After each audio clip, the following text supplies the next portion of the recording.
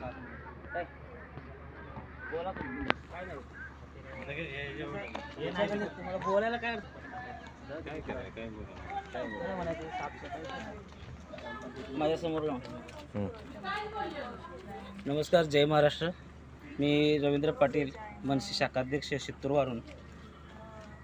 मी 15 दिवसापाठीमागे आपल्या ग्रामपंचायतला गावातील नालेसफाई आणि तुटलेली गटार याच्या संदर्भात निवेदन दिलेलं होतं की गावातील जे गटार तुंबले ते त्यांची जी नादुरुस्ती आहे ही ग्रामपंचायतनं पावसाळ्याच्या आधी नाही तर 15 दिवसाच्या आधी करून द्यावी.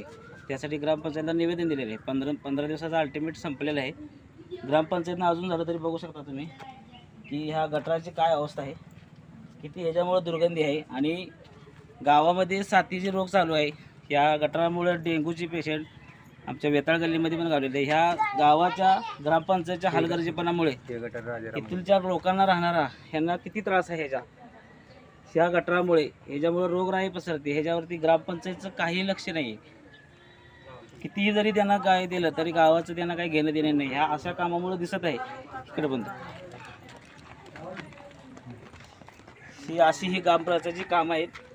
ह्याला जबाबदार कोण आहे? ह्याच्यामुळे लोक आजारी पडते. ते डेंग्यूची जी साथ आल्या त्याला काय ग्रामपंचायतचा उपाय काय आहे? तर कसं झालंय, आंधळं दळतंय आणि कुत्रं पीठ खाते असं ह्या आपल्या गावच्या ग्रामपंचायतची आताची सध्याची दुर्दशा आहे. इथं ना गावातल्या सत्ताधाऱ्यांनी पडलेलं आहे ना विरोधकाला पडलेलं आहे. असं तर सध्याचं वातावरण आहे. हे बघा ह्या गल्लीची अवस्था काय आहे बघा. हे गटर बघा काय आहे.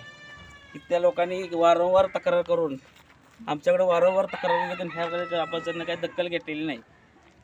तरी ग्रामपंचायतला पुन्हा एकदा आम्ही विनंती करत आहे की ह्याकडे लवकरात लवकर लक्ष घालावे. जाऊ तुम्ही जरा त्याच्यात हे राऊत गल्ली आहे आपल्या मेडिकलच्या तिथून गेलेली राऊत गल्ली. अवस्था बघा काय आहे का गटराची अवस्था बघा.